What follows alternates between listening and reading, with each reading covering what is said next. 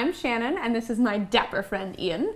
Welcome to Dashing Rogue Pairings. We are here today to help you understand the world of beer and food pairings. Delicious. And when I say the world, I mean the world today, because we're actually going halfway around the world to Asia, and we are making you some spicy glass noodles and pairing it with some German wheat beers, which again, we're traveling more around the world, and then we're coming back home to here. So German and Asian, maybe not exactly what you would think of, but it's gonna work, and I'll tell you why. These wheat beers can withstand almost any cuisine from the world. Got a lot of strong flavors, not to say that they mask the other flavors of the dishes, but it helps them out, and at the same time, they're not overpowered by the food dishes themselves. It's a true compliment, and what I love about it is if you're kind of new to craft beer, and there's some intimidating flavors like that hopsy pop and that bitterness that puts a lot of people off, the wheat beer is going to transcend that for you, and it's going to really open up a new world of beer. I know you're thinking, but I have this great Chinese takeout place right around the corner. Why on earth would I make my own noodle dish? And the reason is this: it's going to be so much better. Not only better tasting, but better for you. And you're going to impress your friends with this really simple dish. Probably be a little cheaper, and I can guarantee you, they almost definitely won't have anything like this at the store. True enough. So all we need to do to get started is chop up some of these beautiful vegetables in front of me. And I know that if you're at home with a knife and a cutting board, you can make this dish. So let's get chopping, shall we? She's doing some chopping. I'm going to talk to you about some of these beers that we have here. Basically, we have 5 different styles of German wheat beer, or German-influenced wheat beer. We have the original. It's the Schneider Aventinus. Is the very first wheat Doppelbock, or Doppelbock as it would be in Germany. What that basically means is it's brewed stronger. A Bock would be a beer, a Doppelbock would be a stronger beer. This was done because the monks, during their times of fasting, would need more nutrients.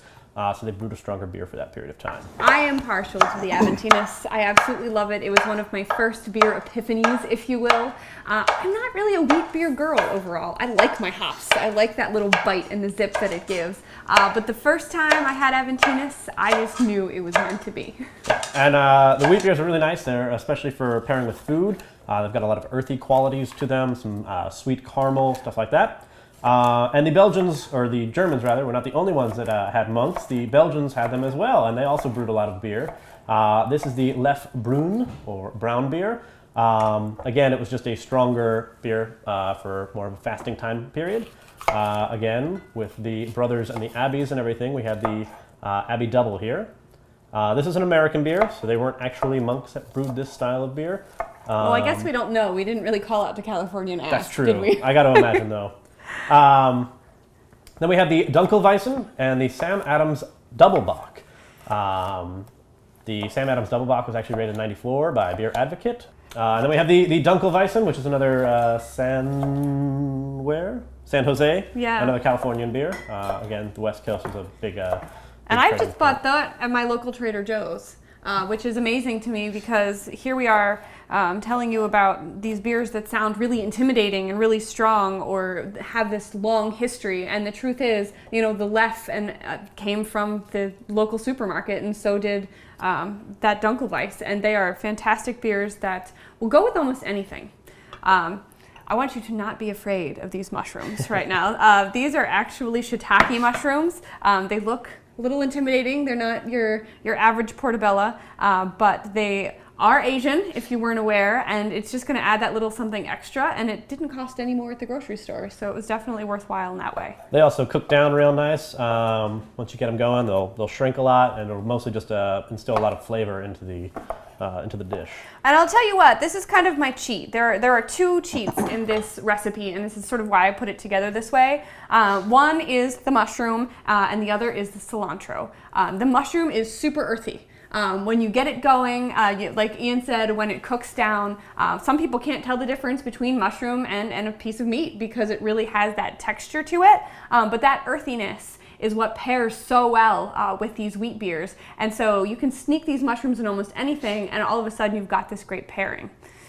And one of the most important things while cooking is drinking. So I'm going to go ahead and I'm going to open up the Sam Adams Doppelbock. While he does that, I'm going to fire up my wok. Now, please don't think that you need a wok to make this recipe. The truth is, any kind of nice saucepan with a good inch and a half on the side is enough. All we're going to do is heat up our sesame oil. And sesame oil is great because not only does it have a high smoke point, and it can cook that food really fast because it gets so hot, but I am putting flavor in my food from the minute I heat up my oil. So that is the way to go. There's the double bock there, poured out. Ironically, you'll see that there's a lot of billy goats that you'll find on a lot of double bock labels. It's kind of done as a joke because of a mistranslation originally. People were calling them bocks, and that was also the name for a billy goat. So there's a lot of German style and German beers themselves that will have a goat or two on them. There's another one called the Celebrator, where there's actually two goats on their hind legs holding up the label in the middle. So it's kind of a tongue-in-cheek thing that's made its way onto a lot of labels. Here's my secret weapon. It is actually hot pepper sesame oil. So I just took, complemented to that sesame oil that I've got heating up in my pan right now, and the hot pepper is going to add that nice little kick. But what's going to offset that kick is not only my fantastic wheat beer, but also my cilantro.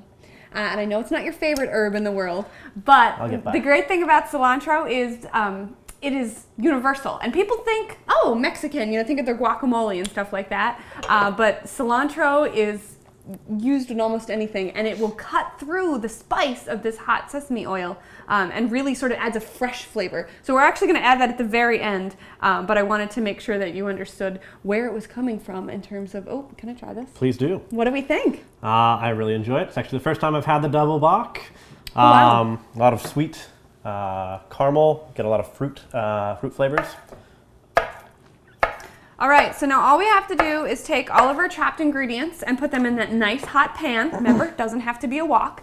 And pretty much the minute that I put all of the peppers and everything in there to get it going, I am going to start my water boiling, because the great thing about these noodles, remember I called them glass noodles, they're basically really thin rice. It's not like the pasta that you know so well. And this rice cooks almost instantly. So when I said that these were going to cook quickly, I was not kidding. They're glass noodles. When they're done cooking, they look like glass. And truly, it's going to be maybe 2 minutes. But are they done yet? We're going to just about, Ian. Patience, patience. Okay. Sorry. All right, and this is perfect because look, my peppers are ready to go. So I'm going to give them just a little jiggle. They're already soft. Look at that. Those of you who cook pasta from a box at home know that this does not happen that fast. So now I'm going to add a little flavor to what I've got going here in my wok. These are just things that I got from the international aisle at the grocery store. A little bit of the noodle sauce. This is dumpling sauce. It's chili soy sauce. So we've got the saltiness of the soy with the spice of the chili. Ian really likes spice. I do like a lot of spice. We're going to be in trouble here in a second, I have a feeling. No, we got the beers. Guess what, Ian? What? Noodles are done. Nice. I told you they'd be fast. Just in time. So we do not want to drain these. I know you're going to fight me because you always thought you needed to get a strainer when you had noodles out, but they're going to clump if you're not careful about getting them into something that's nice and flavorful super fast. So right away, as soon as they hit my peppers and my oil, I'm going to make sure I move them around.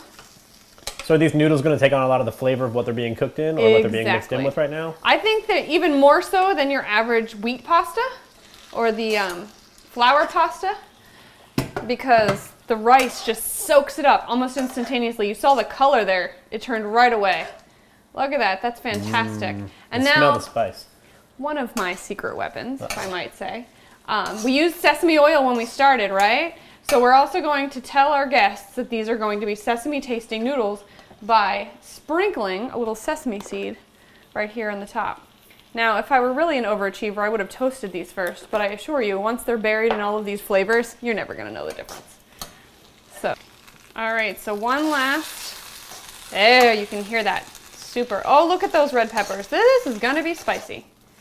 Love it. Oh man, I am putting your wheat doppelbocks to a true test here. I'm sure they can stand up to the test. All right, now you can plate it however you like. Today I'm going to go with the bowl because I think that there's a nice bit of juice from my soy sauce, from my sesame oil. And now, look at those bright colors. That is great. Now, you are not going to believe what I'm going to do to the top of this. We're going with that cilantro we talked about earlier and avocado. Sounds delicious. All right, so they look beautiful, and now the garnish. Gosh, you were well at work here, weren't you? Well, I had those 2.5 minutes while that glass noodle was boiling, so. All right, so the cilantro is nice and chopped. That's going to add the nice spice freshness to the end. And the avocado, which I know most people do not put on their pasta. Love avocado. But it's fatty, it's creamy, and it's going to cut through that spice. So I'm going to go ahead and get this prepared while you do what to cleanse our palate? All right, well, we were drinking the Sam Adams Double Bock earlier. It's always good to have a beverage while you're cooking in the kitchen. Unfortunately, we went through that, so we're going to pick another beer to pair up with this. I'm going to go with the Dunkelweissen. Okay. I'm going to pick this because it's got some bananas, some cloves to it. I think the bananas, again, will kind of act like the avocado in a sense, but it'll be this cooling, kind of sweet. Nice. And then the cloves as well will actually kind of complement the spice, I think, with a little background flavor to it. Well, I'm ready to eat, so get great. pouring.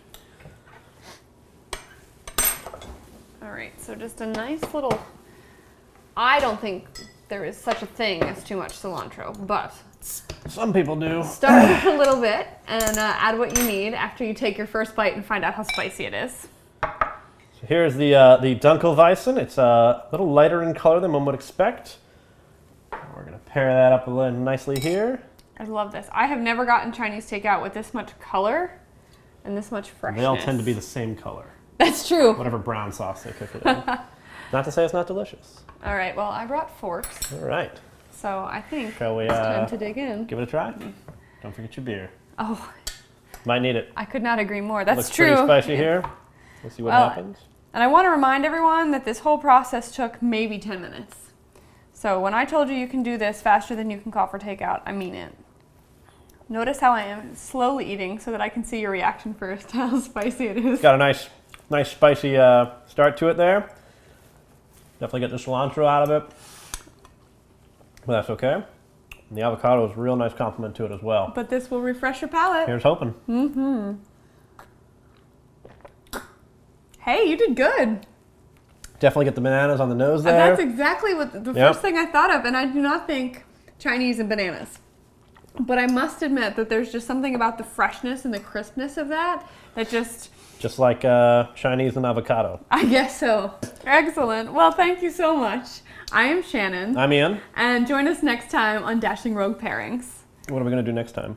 Oh, man. I don't know. I set the bar pretty high with the, like my lips are on fire, but in all the ways that I love. Next time, less chilies. Less chilies? Next time, yeah.